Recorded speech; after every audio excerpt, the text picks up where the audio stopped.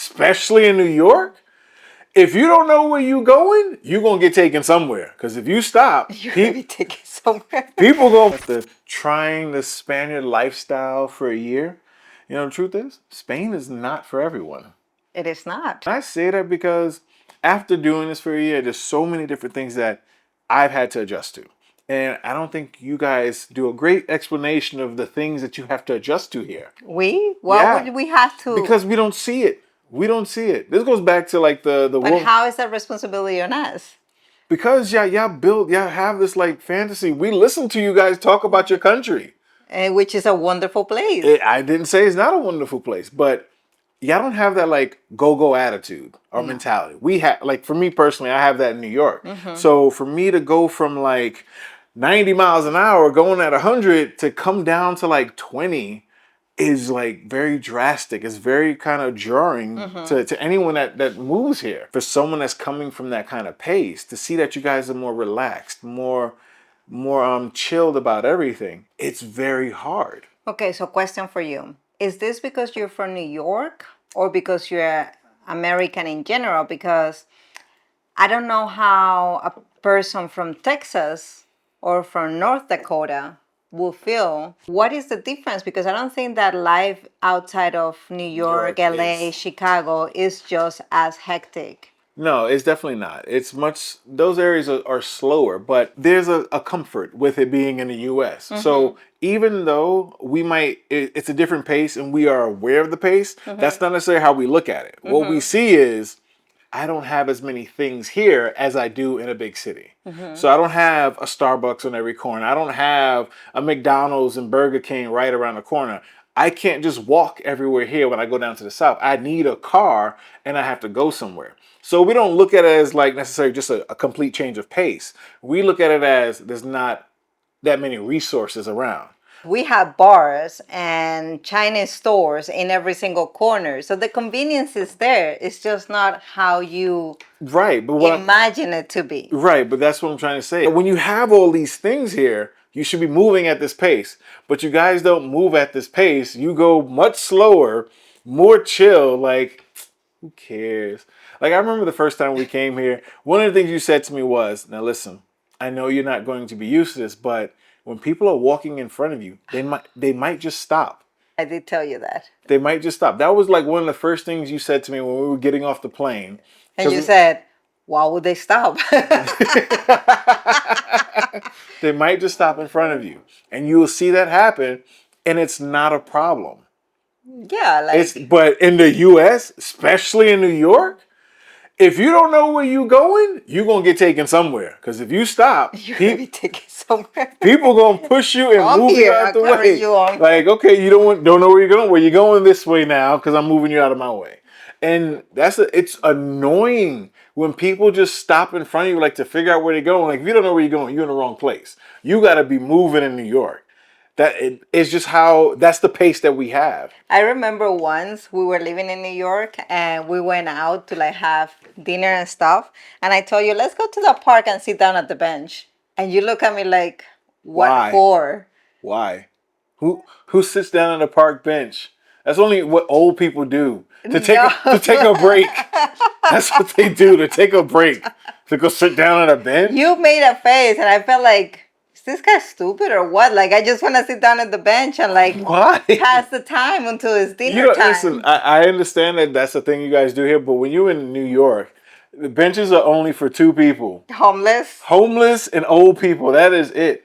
And sometimes you might run into both and you do not want to be in between them. I get that's the pacing here, that you guys have this, and it kind of makes me upset with you guys sometimes. I thought you had embraced all these things already. Hear me out. Let me tell you why I'm kind of upset. Do you know, because the amount of things you can do here, because your pace is different, but you got all these activities that you can do, that you do. You go and do so many activities, and it makes me upset because I'm going to say this, and I don't care what y'all think. Spain could save the damn world. Spaniards could save the damn world. But you know what? Y'all are selfish. Y'all enjoy the time that you have, and y'all find reasons not to save the world. We need your help. But You nobody can say the word. asked for No, that no, no, responsibility. no, We don't no, no, want no, that no, no, no, no, no. responsibility. That's not the point. The point is you have the power to do it and you don't. That's the point. But no, because I gotta go make sure I gotta have go play paddle ball. I gotta take my holiday. I gotta no, I'm not done. I gotta go to my pueblo and enjoy my townhouse. I'm still upset with that one. Then oh no, it's aperitivo time now. La comida, merienda, la cena. La sobremesa. Sobremesa. Oh, that's the main reason I don't save the world. Sobremesa. You're too busy at the table enjoying yourselves that, what was I supposed to do? I do have to say that it seems like the time stretches here in Spain. Like Your sun doesn't set until like when? The next day? no, but seriously, like you can fit so many things in one day and you still have time to do things. Like living in New York, I felt like it was a constant race. Like you blink and it was time to go to bed. I always keep saying, in New York, it's different. Time moves differently in New York. That's why we have literally the New York minute. That kind of lifestyle is hard to change. Something that has changed for me is like my relationship with food. Yeah. Like my relationship with food is completely different than how it was in the U.S. Like I was one of those people that's always on the go and eating. So yeah, I get my pizza and I'd be walking down the street eating pizza or a But your bagel. your thought process about food in New York, maybe in the whole United States, but in New York, you eat to have the fuel to keep going. Yeah, that's the main purpose to eat. Yeah, but then just eat like an astronaut, eat capsules instead of No, eating no, no, food. no, no. Don't go get it twisted now. We're gonna eat. We're gonna enjoy the food, but Did you enjoy it though? If you're eating it as you're walking, it, I it, can't do that. I can't eat and walk. the I thing can't eat and drink. the thing I think here's I the mean, thing. walk and drink. The difference between Spain and the way you enjoy things and the difference between the US and how we enjoy things, or maybe just specifically New York, you have the time to enjoy one thing. We only have the time to enjoy three things Everything. at once. Everything at once. So we have to kind of balance that out. So you know what? I gotta exercise, I gotta get somewhere, and I need to be on time, and I need to eat. So I'm going to walk, I'm going to eat, I'm going to enjoy the scenery, and I'm doing it all at once so I can still be to where I need to be on time. Whereas you guys could, I'm gonna relax. I'm gonna sit down in this chair at this bar and relax. Oh, I can eat. Let me enjoy some food. Okay, I've enjoyed the food. What should I do now? Oh, I'm still sitting down and relaxing. What next? You know what? Maybe a beer. Let me get a beer. And that's the thing. You can enjoy things in the singular fashion. I can feel We can't. hatred in your words. There is hatred in my words because I spent 30 some odd years enjoying as much shit as possible in a small time span. Meanwhile, all this time you have kept this a secret. You enjoy this lifestyle.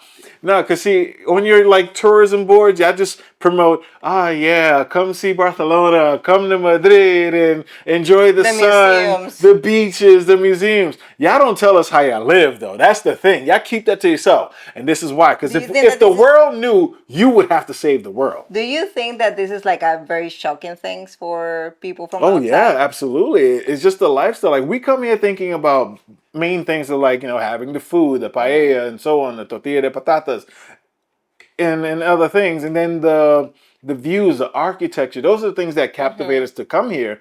The tourism aspect, the beaches, the party lifestyle. But when it comes down to say the culture and just like your way of being and living, that's not what you advertise at all. Yeah. Like that's like the secret. You know what happens in the US, especially in New York, when you're working, is that the whole environment push you to follow this same pattern. So even like, I'm from here, I was raised here, like I have my eating habits here and everything. But when I was in New York, I even was committing the sin of having my lunch while I was working in front of my computer. New York is It definitely forces you. to do It's like that. there is no way to be out of that rat race if you No. think about it. And I would get so upset because my district manager, Mm-hmm. like sometimes she will be like, "So what time is your lunch hour this today?" Yeah. And I'll be like, 1 o'clock. And she'd be like, "Okay, we're gonna have lunch together. What kind of sandwich do you want? I'm ordering so we can work during our lunch." And That's unheard of here. I know. I listen, know. it's not only the problem of I'm eating lunch with my boss, but I'm really working. I'm not really eating because, yes, the percentage of increase, whatever. Not only that, I would get upset because I wouldn't have time to do my job in front of the computer while I was eating. You, So look at the mentality, how it the changes. mentality is real. And you know something, when we started dating, one of the biggest things that you did that I don't think you realized that kind of changed my mentality and how I operated as well, to kind of get me adjusted to this, was that you don't have TVs in the bedroom. Yeah. Well, For us, I don't think that's a Spanish thing, but that it was a might not. me thing for Yeah, sure. but what I'm trying to say is that for us, we will watch TV while we're in bed to then fall asleep to the TV.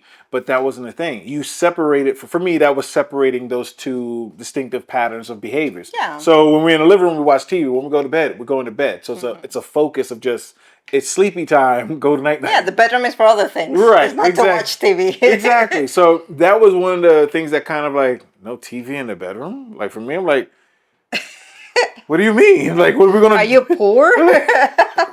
People used to ask me that at work. Why don't you have No, but TV? it's just that I want to lay in bed and watch TV. That's a behavior that I've had since I was a kid. Like I'll lay in bed and watch TV. It's how you separate that time, and for me, because of that, it's also made me rethink of how or what success is in that sense. Because I always thought that you have to be on the go, you have to keep moving, you have to do all these things, but now my definition of success is just being able to enjoy things. So yeah, I love to work, make money, do all that type of stuff, but in the US I never had time to enjoy the money I made or enjoy the time, or well, I didn't even have the time. But here you guys have the time and you make sure, and I think that's the other thing, you respect your time. Yeah. We have no respect for ours. You know what shocked me a lot about success, talking about success, is that while I was living in the US, all my social meetings was about how important my job was. I used to go to a lot of networking spaces, and the first question will be like, what's your name? Or hi, my name is Maria, blah, blah, blah. What do you do for a living? And depending on your answer, that immediately categorizes you into a successful person, non-successful person, a person worth my time, a person worth my friendship, and so on and so on. And it's so shocking for people from Spain that a job title will give you the respect or identify you as a person. Yeah. When your job is your job, it's something that I do. That's not who I am as a person. I could be a garbage cleaner. That doesn't mean that I'm a garbage person.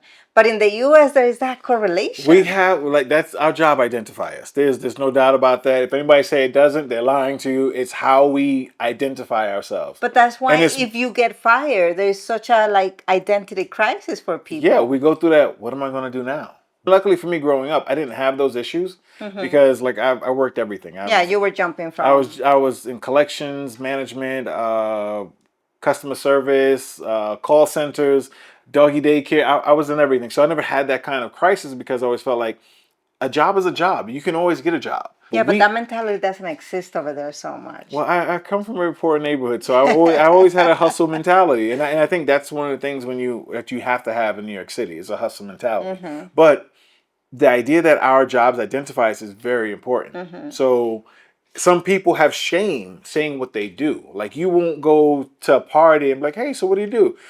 I'm a window cleaner. You have to find a different way to express. But they make so much money, They window do. cleaners. They make more money than in the offices. But our jobs will kind of signal like what level of education we have, how professional we are, what status, the money that we make. So all those things are important, and that's why I identify it. So if you say that you're a doctor, then I know you have degrees, you're a respectable person. You're a respectable person, you make good money. That's the stigma behind that. So I can't, as a kid, it's okay to say that, you work at McDonald's, because it's probably your first job.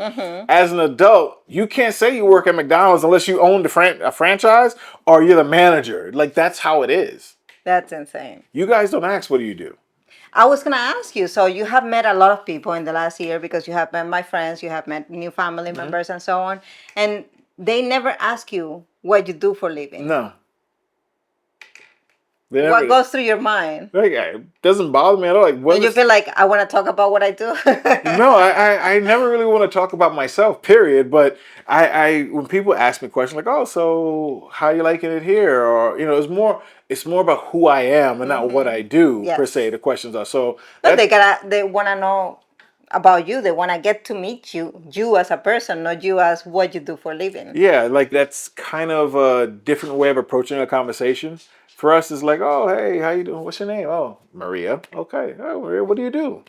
Oh, I'm this or I'm a that. I'm like, oh, that's so cool. What Then I'll continue the conversation by talking about your job or then introducing what I do. And this is a big power play here. So if you say that you are I don't know, let's just say a doctor or something like that, or whatever your position is in a business.